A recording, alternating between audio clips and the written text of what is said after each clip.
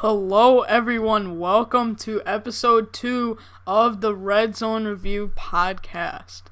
So, as you may have noticed, I've put up some shelves, made some adjustments. I think also you'll see throughout the episode, I think I've made some good graphic design improvements to hopefully help you guys out and enjoy it more. So today, we put up some shelves, so you can see some of the helmets that I have there more visibly now. So I'm going to open up the episode with what the setup's going to be, and then I'm going to explain a piece of news, and then what the segments will be today. I'm thinking this is going to be a longer one compared to the last one. I have a segment at the end, which will hopefully take a little bit longer. But so, as you can see, up here and over there, I've tried to make some improvements there.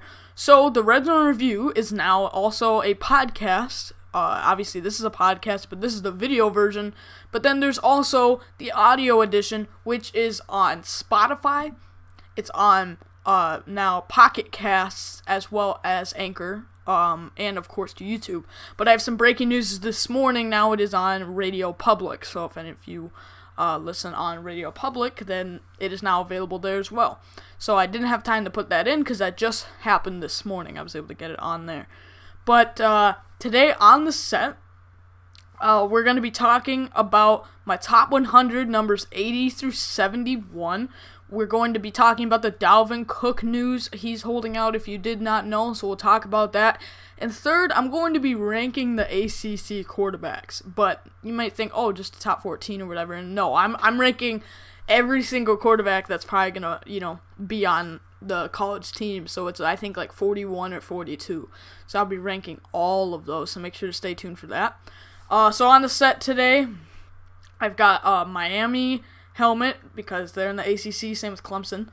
I will actually show you. This is a signed photo of Alexander Madison.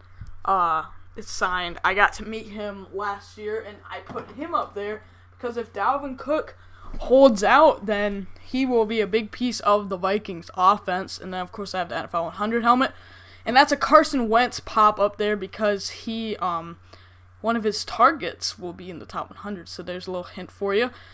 Then I have, of course, the Pylons football. We have a Vikings helmet. And then shout out to Matthew if you're watching this. Otherwise, you guys should probably know him from grocery games. He actually gave me the Kirk Cousins signed ball, and obviously if no Dalvin Cook, they might pass the ball more. And lastly, you can see sort of there, it's just a college football magazine, but that's behind me. So I think that's all the news to break before we sort of get into it. So let's get into the first segment, which will be my top 100 players. So this is my new graphic design type of thing. It's going to have this sort of setup for a lot of them. And I put a little ticker on the bottom there so you guys can see that down there. But I'll be covering my number 80 to number 71 in the top 100. As you can see the thumbnail, which will be the thumbnail for the video, Zach Ertz will be on here and Mark Ingram will be on here. So starting at number 80 is Deion Jones, a linebacker from the Atlanta Falcons. In 2019, he had 110 tackles, 8 tackles for loss, and an interception. I think he's a playmaker. I think he's underrated as a linebacker. I think he's got a lot of speed. He's honestly, I think, in my opinion, maybe the best player on the Falcons defense. Grady Jarrett's up there, but I think they don't really have some other good linebackers, so I think he makes a significant impact for their team. At number 79, I have Jalen Smith, another linebacker, and he's on the Cowboys, of course, and Leighton Vander Esch was injured a lot last year, so it was very important for Jalen Smith to be there and make a big impact. He had 142 tackles, as well as 6 tackles for loss and 2.5 sacks, which is big impact there. I think as a Notre Dame fan, he was so good. It was sad to see his draft stock go down when he was hurt, but I think that that's even made him a better player, and the Cowboys got a steal on him. I think he'll continue to develop with Sean Lee sort of going out of the way, and then Leighton Vander Esch he's got some injury concerns right now. So I have Jalen Smith at 79. And at 78, I have another Cowboy, which is Tyron Smith. You may think this is high. He is, I will say, at least declining a little bit, but I still think he's a big top tackle, a big piece of that offensive line, especially with Travis Frederick actually retiring. He's definitely, without a doubt, with him and Zach Martin, leading the way on that offensive line. So I think he makes a big difference. So I think he's a significant player still. He probably won't get any higher than where he is. He's sort of already declining, but I still think he deserves to be pretty high up there. At 77, I have Darius Slay. I mentioned in the one video, I basically went through, because I made the list a few weeks ago before the first video.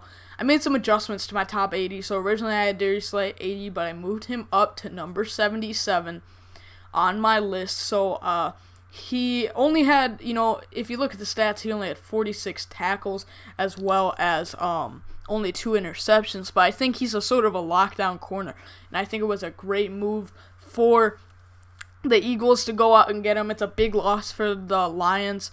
So I think that was a great move by the Eagles to go out, get him, and have a number 1 corner. They've had secondary issues for a very long time, so I think it was a very smart move for them to go out and get Darius Slay.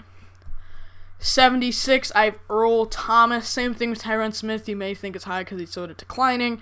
Had 49 tackles, 2 interceptions in 2019, but I still think he's up there as one of the top safeties. You look at the Ravens secondary, they've got a lot of great pieces, and I think he sort of is like a captain to them to sort of, mature Marcus Peters and Marlon Humphrey and all those other young corners that they have there.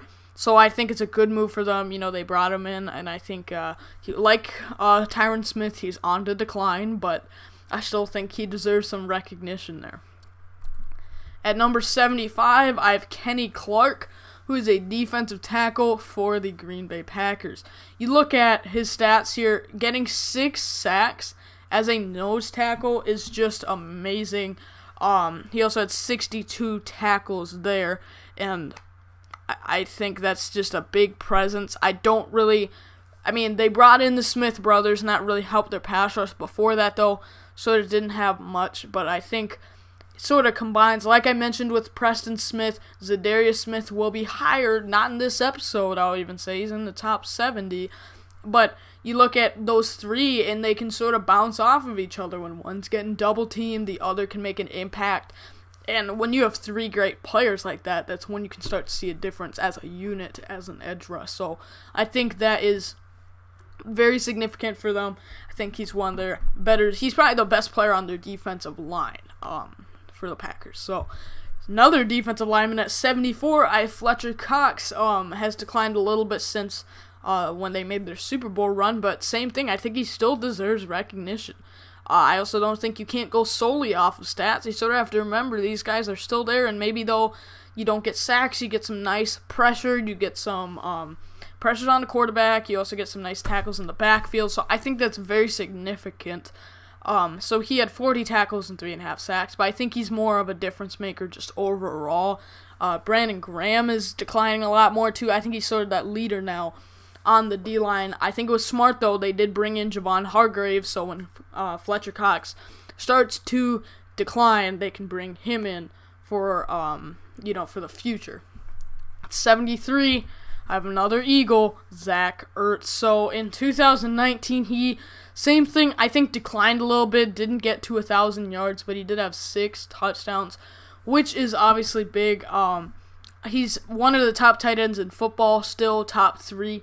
For sure, I think I have him ranked. Yeah, I have him ranked at 3. You look at the decline in the position after those 3; it's pretty big. So he's still one of the top tight ends in this game, and he's still a difference maker. And honestly, the Eagles' receiving core still isn't that good. They bring in speed, but they don't have that reliable target on the outside. So Zach Ertz brings that presence in the middle, and we know that Carson Wentz sort of likes his tight ends. They run the most, at least last season. They ran the most 2 tight end sets out of any team. So he loves his tight ends, so he'll get more targets this year. 72, we have Joe Mixon. So in 2019, he had 1,137 yards and 5 touchdowns. Sort of broke out. Last season, the Bengals obviously weren't good. They had the number 1 pick, so they couldn't really rely on their passing. So they went through Mixon, and he did a good job. Was a second-round pick. Has done a nice job over his career, sort of going up. He will be a free agent after this season, but I think they should keep him around. He's a good player. Gets you those touchdowns. Big difference maker for the Bengals. This year, he might go down a little bit. I think, though, he'll stay there, even though the passing game will be better. But I think that he's a great player, so I'm ranking him there. And so the last top 100 player for this episode is going to be Mark Ingram, as you see it in the thumbnail. He's number 71 on my list. In 2019, he had 1,018 yards, but the big difference maker is 10 touchdowns. He's just reliable enough to make you sort of feel his presence in the game and get some attention from the defense. So, when Lamar is trying to do his read option, his play action game, the defense is just enough. They will respect Mark Ingram, because if you don't, then he's going to go after you. But I don't think he's a star back, but obviously he gets it done. Obviously they drafted J.K. Dobbins as well, so that's a impact for him. But I think that Dobbins won't be used this year too much, and I think that Ingram will still have another great season for the Ravens. So I hope you guys enjoyed the top 100 there. But next we're going to be talking about Dalvin Cook. So Dalvin Cook is in a very interesting situation. This is where I'm going to have to use my notes. There's a lot of things here with the Dalvin Cook situation. First of all, I want to mention he wants a reasonable contract. What is that? I have no idea. There was a report, I think, by Adam Schefter saying he wants probably, the David Johnson, Le'Veon Bell, Todd Gurley amount contract. He'd be happy with that. He's only scheduled to make a little over $1 million this, less than $2 million this season. And if you're Dalvin Cook, it makes sense. You're saying, we're paying our quarterback, which I'm a Vikings fan, and I'll tell you what I think of this, but it makes sense from Dalvin's perspective. I mean, you look at, you're paying your quarterback $33 million or more, and the Vikings historically, with AP and once they transitioned to Dalvin, they've sort of been a running first team. So if you're Dalvin Cook, you're saying, okay, we're a running team. It is statistically, you can prove that I am better when I'm in the lineup. Your offense is better. So it makes sense for him to go say, hey, if our quarterback's getting that much money, then I should be getting a good amount. But I don't think he will get the McCaffrey-Elliott contract. I think McCaffrey's in his own tier. He's basically a running back that can play receiver, so he's in his own tier. But then Ezekiel Elliott also has a big deal. I don't think they'll give him that much. I'm also going to mention, if the Vikings do not trade Stephon Diggs, there's no way they can make this happen. But because they did, they have a decent amount of cap that I think they have maybe $8 million or something. They can make a deal they can structure it out so that they're able to pay him. But holding out has not really worked out in the past. Zeke got his money, but you look at Melvin Gordon last season. He was going to hold out, right? And he only made it, I think, maybe 6 games or something. So that didn't really work out for him. Also didn't get a big contract.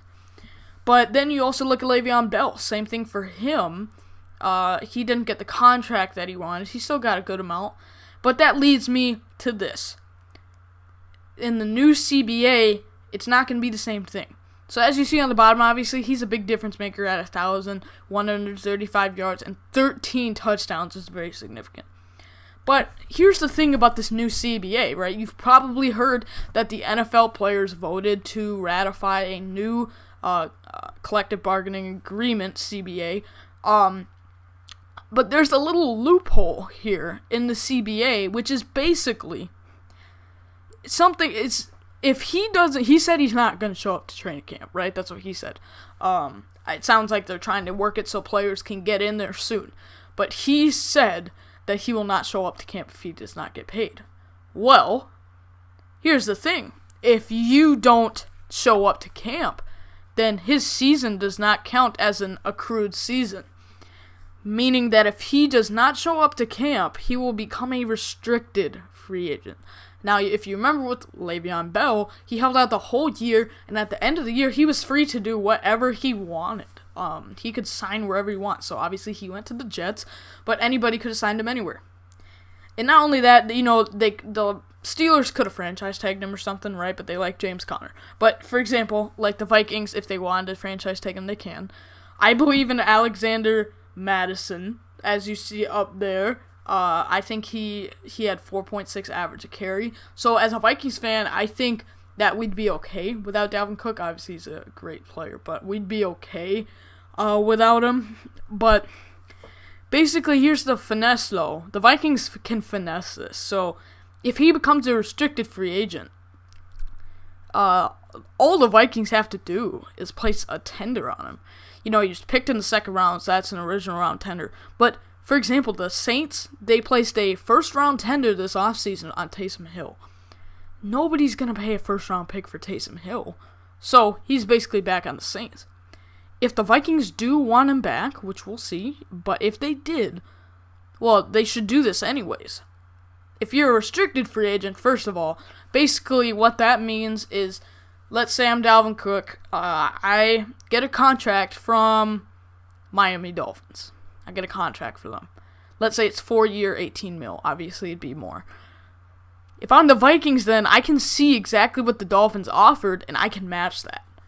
But then what you can also do, if you're the Vikings, is place a tender on Dalvin Cook. Meaning, if let's say they placed a first-round tender, what that means is that if another team did sign Dalvin Cook, that team has to give the Vikings a first-round pick. A first-round pick. Nobody's going to give that, in my opinion, unless you're a contending team that literally only needs a running back. You're not going to give a first-round pick. He was picked in the second round. Great player, first-round talent, but he got picked in the second round because running backs are not very valued. So if he does this, it's probably not going to work out for him. The Vikings have all the leverage in this situation. And if you're the Vikings, honestly, you place a tender on him, you would take a second round pick or a first round pick, like you let go of him, but you just get a free one. And if you like Madison, otherwise you can go get whatever running back you want in the draft. So the Vikings have all the leverage in the situation and can finesse it, especially with the way the new CBA is, which the players voted on this. So that Dalvin Cook probably should know that. Next, we're going to be going to the final but big segment. This is going to be the majority of the podcast, I'm pretty sure. I will be ranking the ACC QBs. So I will be ranking them, and as you can see the thumbnail, I will use this for the video, but I will be ranking the QBs. So it's going to be like all of them. I'm going to rank all of them. So this is, I think it's 42 or so, but I'll be going by school. So let's start with Boston College. So starting with Boston College, on the right there, that's my spreadsheet I've been making. I was actually thinking about making a NCAA 14 roster. So I've been going through and with every player, make sure I have the right year, height, weight, stats. So I'm going to base the ratings off of stats if I get to that. But I thought, worst case scenario, wait, I can just make this into a video. This is a decent idea for a video to make. So as you can see on the bottom, it will have all the rankings flowing through. So you can see if you just want to see those, you can. But I will be breaking down every quarterback. So let's get right into this. So starting with Boston College. First of all, I have Phil Jurkovec, which he is a transfer from Notre Dame. I have him ranked 13th in the ACC. So note this again, it's ACC ranking, not overall ranking. If you haven't, go watch my top 25 QB episode that's on YouTube. It's just a video. Watch that if you want to see my overall national FBS rankings. But this will be based on only ACC. So if you're in the top 14, that means you would be able to start in this conference. Top 28, then you'd be a backup, so on and so forth, because there's 14 teams in this conference. So Phil Jurkovec is a redshirt sophomore from Notre Dame. He is transferring from Notre Dame. Obviously, if you're him, it was smart for him to go try to get a new job because Ian Book is still there. So you're going to be waiting. But here's the thing. He needs a waiver. He has not been accepted yet by the NCAA. He needs a waiver. So basically, if he is denied this waiver, he will have to sit out this season and he will lose a year of eligibility, meaning that he will only get 2 years to play at Boston College compared to this year. If he gets in there, he will get 3. So in 2019, he's had some limited action. He had 15 passes. He completed 12 of those for 222 yards and 2 touchdowns. So it's just he's been there, but he's gotten some playing time. We know when Notre Dame's up, but I think he's good enough to step into a starting role. That's why I rank him 13th.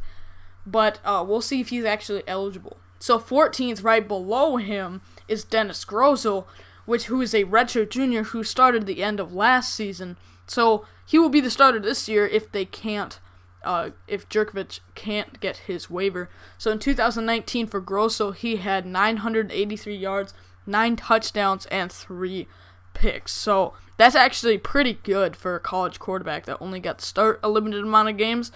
So he's had a little experience there starting quarterback, which that's to note. Jurkovec is not, but Jurkovec will be the starter if he gets in. Then we're just going to mention these 2 guys. So Matt Velez is a redshirt sophomore. He's number 34 on my list. Last year, he just threw it 7 times, completed 3 for 27 yards. That's all he's done. So he's 34th on my list. And Sam Johnson is a redshirt freshman, so he didn't play last year, but he was at the school, so he's 39th on my list. So he doesn't have any stats, but he was ranked 607th nationally in 2019, and he was the 24th rated pro quarterback. Pro style instead of dual. So when you're recruiting, you can either get a pro style quarterback or dual style quarterback, like a dual threat. Those are more your athletic type of Lamar Jackson, Russell Wilson type of players, but your pro quarterback is closer to your pocket passer. Then, so he hasn't had much experience, so this is an interesting QB room, nothing to stand out, really. Don't think there's any of them that stand out here. Jurkovec would be okay, I guess, starting. I don't think he'll be anything special, though. Clemson, of course, as you know, I even put it there. It's clear Trevor Lawrence is the best quarterback in football, so he's obviously going to be the best in his own conference. What's interesting, the Justin Ross injury is a big hit. I'll say he's still the best quarterback talent, but his production could go down this year because of that loss of Justin Ross.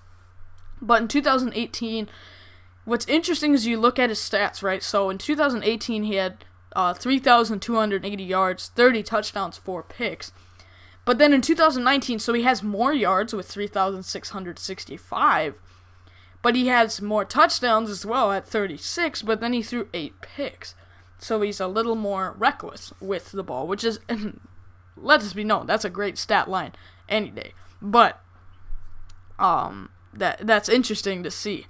I think he'll bounce back and he'll do really well this season. So it's clear, I don't even have to say it anymore. He's the number 1 quarterback. But then we have DJ, hoping I don't say this wrong, Uiagalelei. Uiagalelei. That's what, Uiagalelei is what I'm going to say. So DJ, we'll just call him DJ. He's going to be a freshman, so he's a recruit. This will be his first year at Clemson. He is the number 10 overall recruit and the number 1 pro quarterback in the class. So I thought about even ranking him higher, but I put college experience up there, but he is still 18th. Definitely when Trevor Lawrence is gone, which if he declares after this year, DJ will probably take the starting spot, and I think he would be very good. This could be a future NFL player. So I think he's very good. In worst case scenario, if Trevor for some reason decided to come back, wouldn't be surprised if he transferred and go start somewhere. And then we have another weird, interesting name, Tyson Fomankan. Yeah, Fomankan. I'm sorry if I'm saying that wrong, but Tyson, it's a redshirt freshman. I have him ranked 29th on my list. In 2019, he threw it 12 times, completed 6 of those for 56 yards and a touchdown. So he will just be a stereotypical backup, I'd say. Don't think he'll get to start. But if you need him to come in there, obviously I should mention that Clemson loses Chase Bryce, was their backup last year, who transferred to Duke, and you'll see him later in this episode. But so that it was a big loss, honestly, because I think DJ, though, is a big upgrade. I think he's a good player to get in there. Florida State, I have here, they have James Blackman. And he has been there for quite some time. So he has been there since, I think, 2017 is when he played. But he's had a redshirt year, so he might have been, 2016 or 17. So he's been at Florida State for a pretty long time. But in 2017, he had 2,230 yards, 19 touchdowns, 11 picks. But then in 2018, he was injured after he had 510 yards, 5 touchdowns, and 1 pick. But then in 2019, last year, so that had a bounce back, 2,339 yards, 17 touchdowns, and 11 picks. So he is ranked 4th in the ACC for me. I have him, some of you might think Mikhail Cunningham is higher. I think that I value Blackman's multiple years of success, so I put that into consideration. He was in my top 25 college quarterbacks, again, so he's pretty high up there for me. Then you look at what else they have. They have Jordan Travis, who is a redshirt sophomore, number 28 on my list. He's had a 71-yard season in 2018, and then a 79-yard season in 2019. So hasn't gotten much action, but a little bit, so he's number 28. And then Tate Rodemaker, he's number 40 for me in 2020, so now. He was ranked 649th nationally as a recruit, and he's also ranked 25th as a pro quarterback. So he's low on my list. He's 40 on my list. So next we're going to go to Louisville here. I don't know why, guys, also they switched here all the schools, but here's Louisville. We have Mikhail Cunningham, which someone commented in the video that they were surprised he wasn't in my top 25, which, looking into it, honestly, he might be in there for me now. I've learned a little bit more about him, but still, I think James Blackman is a better quarterback. But I ranked Mikhail 5th. 2019, he obviously had a breakout season with 2,065 passing yards, 22 touchdowns, and 5 picks. So, that's a great season, so he's very much up there, and I wouldn't be surprised if he's in the top. He could be in the top 3, if you look at, if Trevor Lawrence leaves for the draft, if De'Aaron King is then going to be gone, he could be above Blackman next year, maybe. So I'd put him maybe 2nd for next year, depending on how things goes. So I think he's going to keep developing. Jawan Pass was a starter in 2018 after Lamar Jackson left, and honestly, he wasn't awful. He had actually in 2017 he had 1,960 yards, 8 touchdowns, 12 picks, but he wasn't the one to succeed Lamar Jackson. So he's 17 though. I think he has some decent experience, and I think that's valued. Like I said, I put experience. That was a big factor in this list. Then we have Evan Conley, who actually last year he got in there and he had 613 yards, 4 touchdowns, 3 picks. So I'm at 21. So I think this could be the most consistent, best all-around QB room. Actually, there's one more in this list that you'll see that I think is overall better, but this is probably the second best overall room for quarterbacks. You've got 3 that are in the top 21. So I think that's a good QB room for Louisville. Then we have NC State, and they have Devin Leary, who I ranked 12th, sort of just based on upside. He last year had 1,219 yards and 8 touchdowns, 5 picks. So yeah, I'm just basing that sort of off of upside. I ranked him 12th. we'll see what happens. They lost Matt McKay. He transferred to a lower school.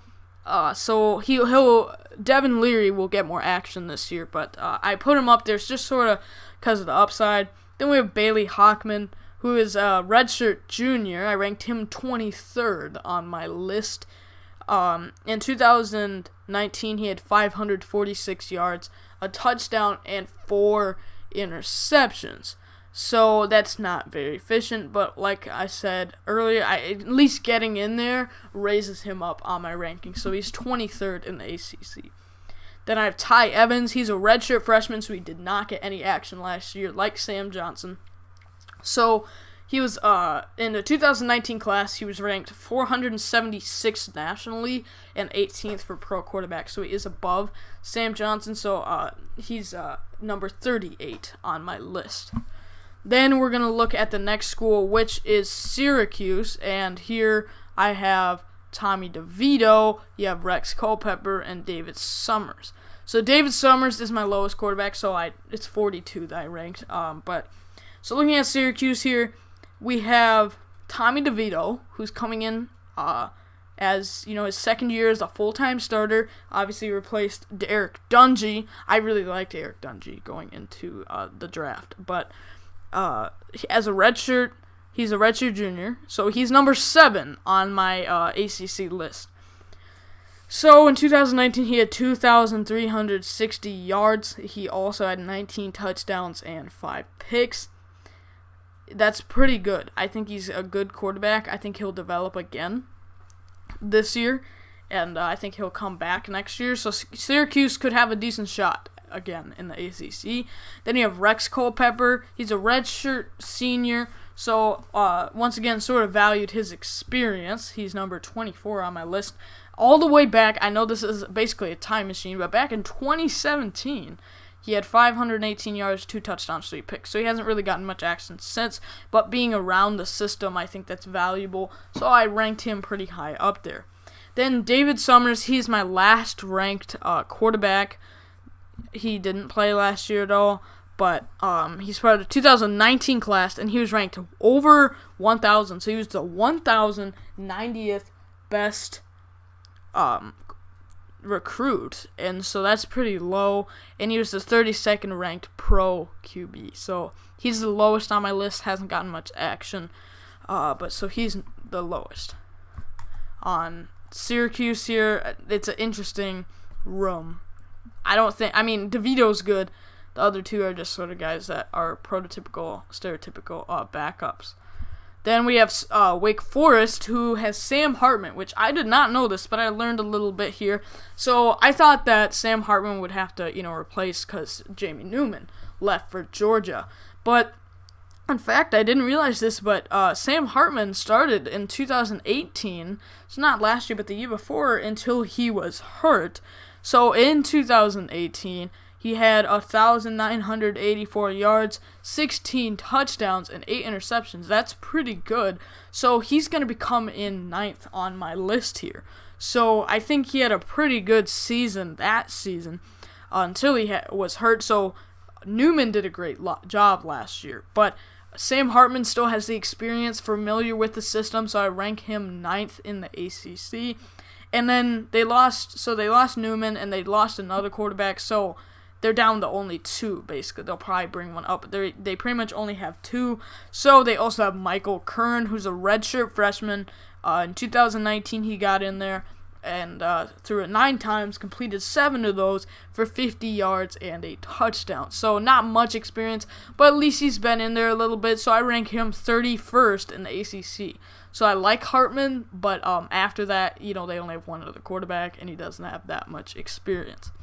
So then going over to Duke, we have Chase Bryce here, and Chase Bryce transferred from Clemson, so I rank him number 10, but Chase Bryce didn't get opportunities because, of course, they had Trevor Lawrence. So in 2018, when he did get in, he had 442 yards, 5 touchdowns, 3 picks.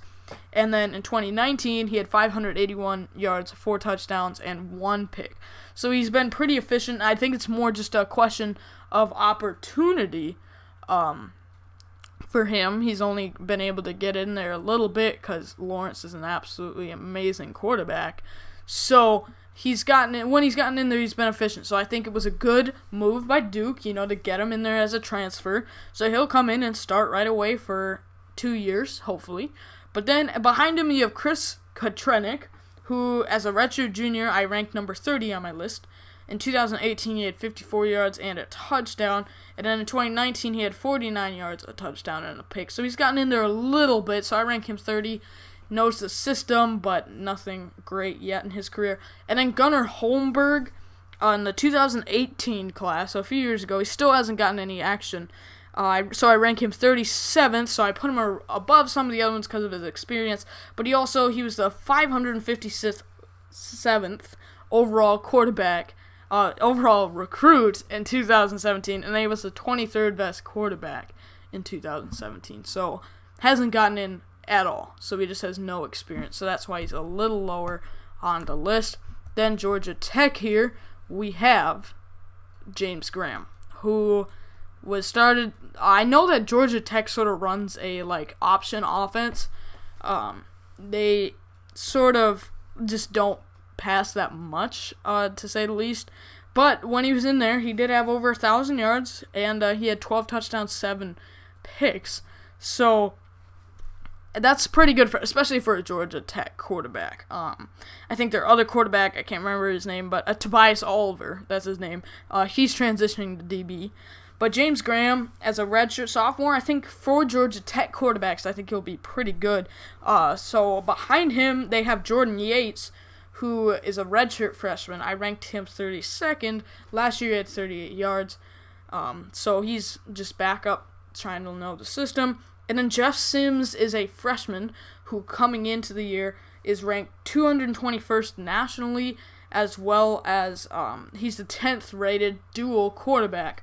So he's up there at 32. He'll be a decent recruit. I think he'll fit this team pretty well.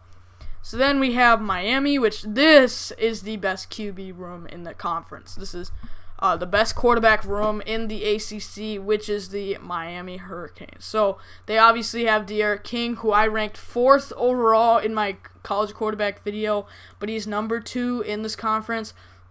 Watch out, guys. He's going to be in there for the Heisman race. I'm telling you right now. Get your votes in for De'Aaron King from Miami. He's going to be up there in the Heisman race. So if you haven't watched the other video, I'll still name the stats. In 2018, he had 36 touchdowns, 6 picks at Houston, and he also had 2,982 yards. So if you didn't know, which you should also know this for the video, but last year, basically what happened is he was at Houston. He plays 3 games, and I think they went 1 or 2, and he realized, we got no shot. First of all, it's hard to make a national championship if you're in a big, the group of 5. But even with that, he realized we can't even get into a New Year's 6 bowl game. So I'm pretty sure originally he was like, okay, I'll come back to Houston and I'll try to get him a national championship. But then he, of course, transfers to Houston, transfers from Houston to Miami. So he basically redshirted last season. So he's coming in from Houston. But I think he's going to be, although it's his first year in the system, I think he's going to be a great quarterback this year. Then behind him, you have N'Kosi Perry, which last year their starter was Jaron Williams. He's trying to transfer. But N'Kosi Perry, as a redshirt junior, I rank him 15th in the ACC. He's had 2 1,000-yard seasons, which is pretty significant as a backup. In 2018, he had 1,045 yards, 8 touchdowns, 3 picks, and then in 2019, he had over 1,000 yards again, 13 touchdowns, 6 picks. So maybe he will get an opportunity next year to be the starter after De'Aaron King leaves. Then behind him, a guy that I think is maybe a little overrated just because of his name, but I still have him pretty high up there at 20, which is Tate Martell. He's a transfer from Ohio State, not this season, but last season. And in 2018, he had 269 yards and a touchdown. But I have him up there at number 20. So I think this is by far the best QB room in the conference. So Miami is the best overall group as a group of quarterbacks. So then here we have North Carolina, which if you notice like the spacing in between, if there's spacing in between, that means there's a season in between, like they've played more than one season. So what this is basically saying is all of them are, pretty young here, only played one season with any stats. So Sam Howell, I will say I maybe had him a little low in my top 25. A few of you mentioned that, but I have him number 3 in the ACC.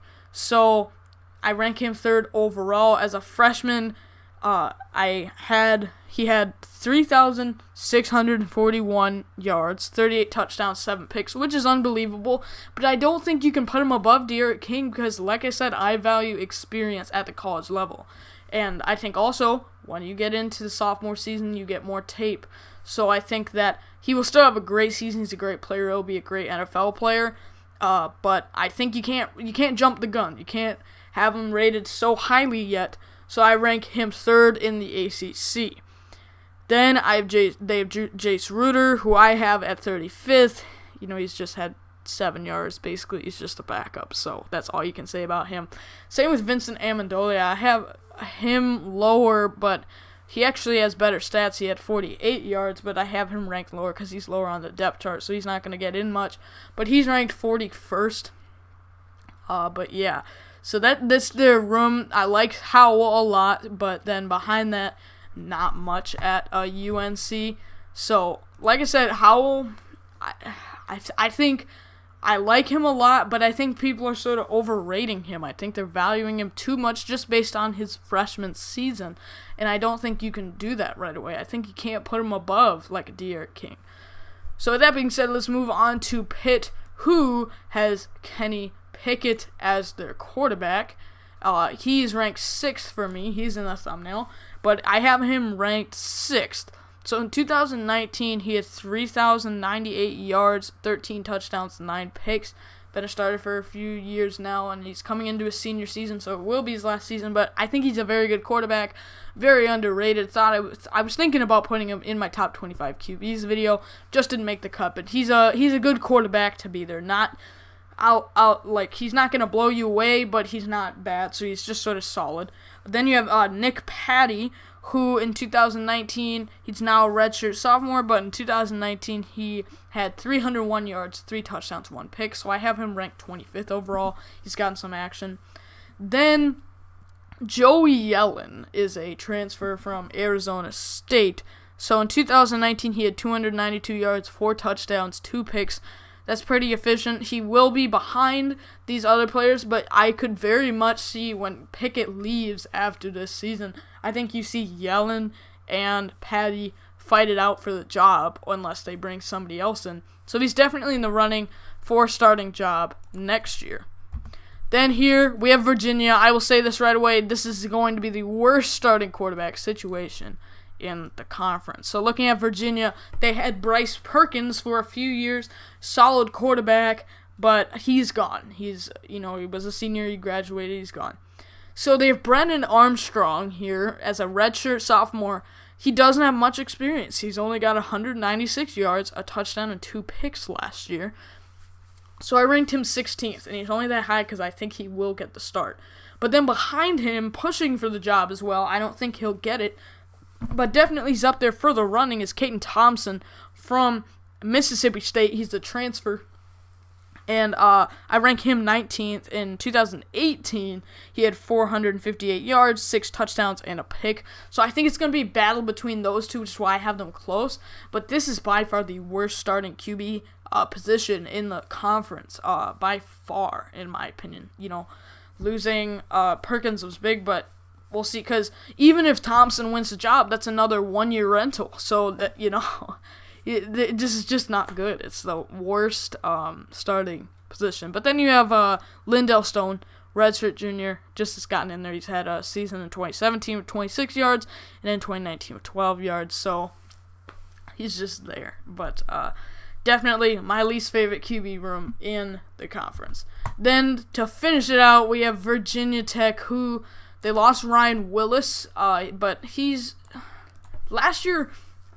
as a Notre Dame fan, I watched them play at Virginia Tech. They sort of run with multiple quarterbacks. You know, they had Hooker, they had Willis, and then Quincy Patterson can get in there too, which I'll talk about in a minute. But I have Hendon Hooker ranked 8th.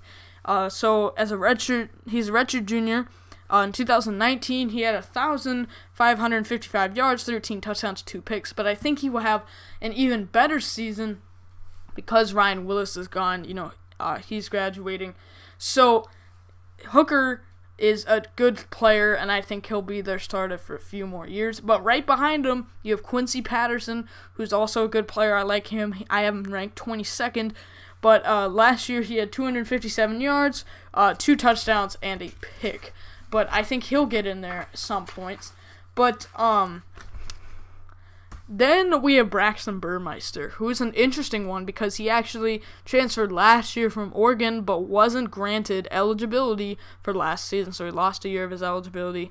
But in 2017 for Oregon, he had 330 yards, 2 touchdowns, but then 6 picks, which is not good. But he will be in there. Honestly, I think it's unfortunate he didn't get to play last year because I think he would have been in there. But now he's the same one as Hooker, and I think Patterson's better. I don't think Burmeister's ever going to get a chance to start here, unfortunately, because I have him ranked 26. You know, he's decently up here, but I don't think he'll get a shot to really do anything.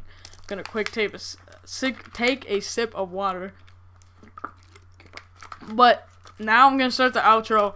Thank you so much for watching this or listening to this edition of the Redzone Review.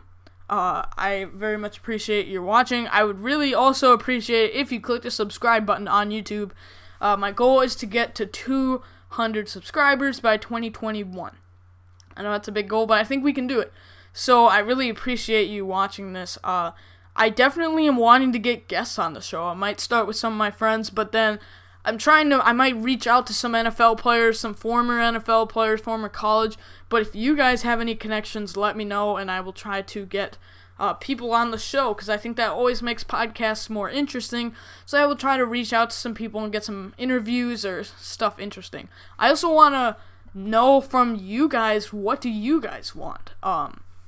What do you want in a video like this? What do you want for segments? Are there ones you like? I obviously have the top 100 right now. I can keep ranking the conference quarterbacks if you guys want. Obviously breaking some of the news too. But let me know what else, if there's anything you want to have featured. And also make sure, if you guys are watching this from a later point, if you watch it live, you can comment, and then I can answer any of your questions, and that can get you featured on the show. But with that being said, let me know if you think of the new setup, the new layout of everything, and I appreciate you watching or listening, and I will see you guys in the next one.